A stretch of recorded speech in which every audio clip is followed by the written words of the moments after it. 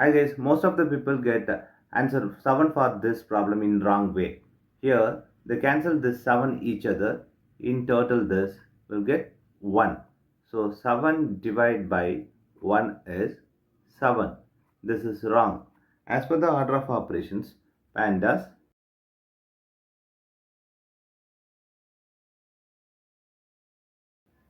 Here multiplication divisions are equal priority. We have to follow this left to right rule in the problem.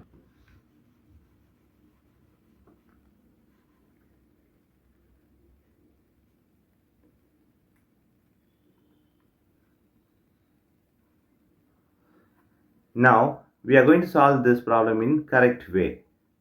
This is 7. We are going to introduce other rule, that KCF, which is keep the first one, change the second one, which is division to multiplication, and flip the third one, which is 1 by 7 is 7 times this 7.